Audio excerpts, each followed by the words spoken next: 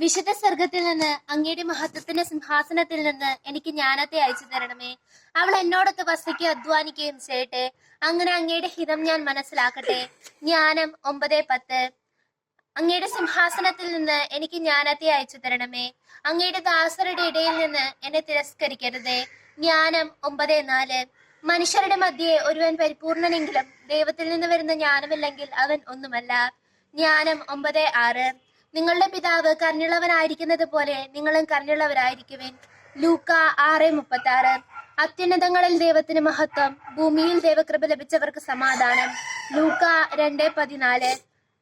നീ ഗർഭം ധരിച്ചൊരു പുത്രനെ പ്രസവിക്കും, നീ അവന് യേശു എന്ന് പേര് നൽകണം. ലൂക്ക 2:31. ക്ഷമിക്കുമെന്നോർത്ത് വീണ്ടും വീണ്ടും പാപം ചെയ്യരുത്. പ്രഭാഷകൻ 5:5. ദൈവത്തിന്റെ അനുഗ്രഹമാണ് ദൈവഭക്തിന് സമ്മാനം. പ്രഭാഷകൻ 21:22. യാചിക്കുകയും പ്രാർത്ഥിക്കുകയും ചെയ്യുന്ന ഏത് കാര്യവും ലഭിക്കുമെന്ന് നീ വിശ്വസിക്കുവിൻ, നിനക്കത് ലഭിക്കുക തന്നെ ചെയ്യും. മർക്കോസ് 11:24. വിശ്വാസത്തോടെ പ്രാർത്ഥിക്കുന്നത് എന്തും നിനക്ക് ലഭിക്കും.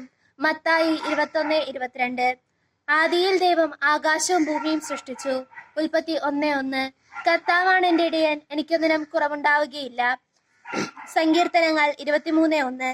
എന്റെ നാമത്തിൽ പിതാവ് അയക്കുന്ന സഹായകനായ പരിശുദ്ധാത്മാവ് എല്ലാ കാര്യങ്ങളും നിങ്ങളെ പഠിപ്പിക്കുകയും ഞാൻ നിങ്ങളോട് പറഞ്ഞിട്ടുള്ളവയെല്ലാം നിങ്ങളെ അനുസ്മരിപ്പിക്കുകയും ചെയ്യും. യോഹന്നാൻ 14:24. നിങ്ങൾ തീർച്ചയായും കാണും, എന്നാൽ ഗ്രഹിക്കുകയില്ല. നിങ്ങൾ തീർച്ചയായും കേൾക്കും, എന്നാൽ മനസ്സിലാക്കുകയില്ല.